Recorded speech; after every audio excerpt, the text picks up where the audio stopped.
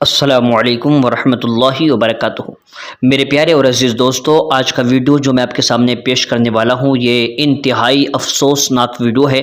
میری آپ سے گزارش ہے کہ حضرات آپ اس کو آخر تک ضرور دیکھیں اور دیکھنے کے بعد اس کو ہر جگہ شیئر کریں تاکہ جو امت مسلمہ ابھی خواب غفلت میں سو رہی ہے وہ جاگ جائے اور اپنا کوئی نہ کوئی لاہی عمل ضرور تیار کریں۔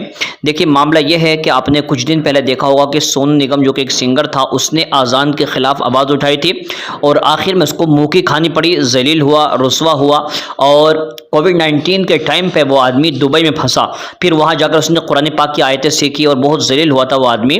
لیکن کہنے کا مطلب یہ ہے کہ اب سیم ایسا ہی معاملہ ہمارے ہندوستان کی دوسری ریاستوں کے اندر بھی ہوتا ہوا نظر آ رہا ہے۔ ابھی جو خبر آئی ہے میرے پاس وہ نیوز 18 اردو کی طرف سے آئی ہے۔ اس میں بتایا یہ جا رہا ہے کہ جو کرناٹکا وقف بورڈ ہے وہاں سے ایک خبر آئی ہے کہ مسجدوں اور درگاہوں میں لاؤڈ اسپیکر کے استعمال کے سلسلے میں کرناٹک ریاستی وقف بورڈ نے ایک اہم سرکولر جاری کیا ہے۔ سرکولر کے مطابق نماز فجر کی اذان کے لیے لاؤڈ اسپیکر کے استعمال پر پابندی عائد رہے گی، جبکہ دیگر نمازوں کی اذان مقررہ وقتوں پر دی جا سکتی ہے۔ 9 مارچ 2021 کو جاری اس سرکولر کے مطابق رات 10 بجے سے صبح 6 بجے تک لاؤڈ اسپیکر کے استعمال پر پابندی رہے گی۔ دن میں لاؤڈ اسپیکر کا استعمال صوت آلودگی پر قابو پانے کے لیے مقرر کیے گئے ضوابط کے مطابق کرنا ہوگا۔ کہتے ہیں کہ دن میں لاؤڈ اسپیکر کا استعمال صرف اذان اور دیگر اہم اعلانات جیسے کسی کے انتقال اور تدفین کی خبر، رؤیت ہلال کی جانکاری وغیرہ کے لیے کیا جائے۔ نماز جمعہ کا خطبہ بیانات کے لیے اسپیکر یا ساؤنڈ باکس کی آواز مسجد کے احاطے تک محدود ہونی چاہیے۔ کہتے ہیں کہ مذہبی، سماجی، ثقافتی اور دیگر تقریبات مذہبی مقامات کے اندر لگائے جانے والے اسپیکر کے ذریعے انجام دیے جائیں۔ مقامی ماحولیاتی افسروں سے رائے مشورہ کرتے ہوئے آواز پر قابو پانے کے لیے آلات نصب کیے جا سکتے ہیں۔ مسجد کی انتظامیہ اسپیکر کے ایمپلیفائر کو مقررہ آواز کے مطابق آپریٹ کرنے کے لیے مؤذن کو ضروری تربیت فراہم کرنی ہوگی۔ مسجد اور درگاہوں کے اطراف کسی بھی موقع پر پٹاخے، توپ جن سے دھماکہ خیز آواز پیدا ہو اڑانے کی اجازت نہیں ہوگی۔ سرکولر میں یہ بات بھی کہی گئی ہے کہ مسجد اور درگاہوں کے احاطے میں پھلدار درخت لگائے جائیں، اگر ممکن ہو تو جانوروں اور پرندوں کے لیے پینے کے پانی کا انتظام بھی کرنا چاہیے۔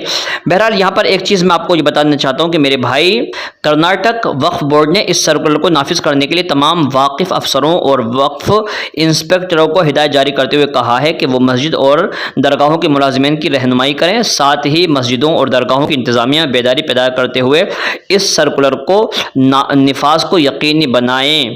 اب یہاں پر کہنے کا مقصد یہ ہے مسلمانوں کہ آپ کو اللہ رب العزت نے یہ بہت ہی شاندار موقع دیا تھا کہ آپ فجر میں جاگیں، جاگنے کے بعد تھوڑی دیر آپ جو ہیں واکنگ کریں یا پھر آپ جو ہے ذکر قرآن کریں، دوسرے کام کاج کریں، کیونکہ فجر کے وقت میں روزی تقسیم ہوتی ہے۔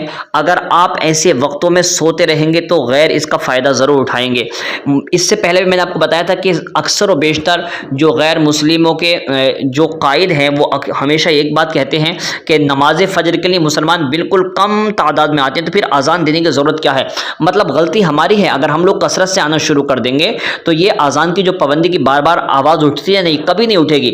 مگر یہ بات بالکل صحیح ہے، اس میں کوئی شک و شبہ کی گنجائش نہیں ہے کہ مسلمانوں کی اتنی بڑی بڑی بستیاں ہوتی ہیں، لیکن اگر فجر کی نماز کا جا کر کے جائزہ لیا جائے تو وہاں پر مشکل سے 2-3 صفیں ملتی ہیں۔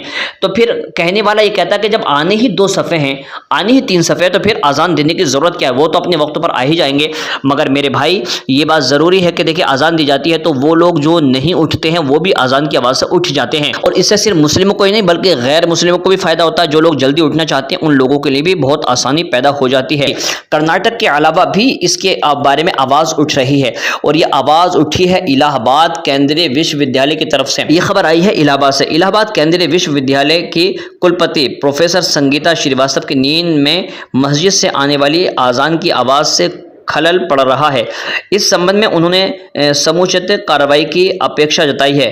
اپنے پتر میں کلپتی نے کہا ہے کہ سول لائنز میں کلائب روڈ استھت ان کے نواس کے قریب مسجد سے مائک کے ذریعے صبح قریب 5:30 بجے اذان ہوتی ہے۔ مائک کے ذریعے کی جانے والی اذان کی آواز سے ان کی نیند ٹوٹ جاتی ہے۔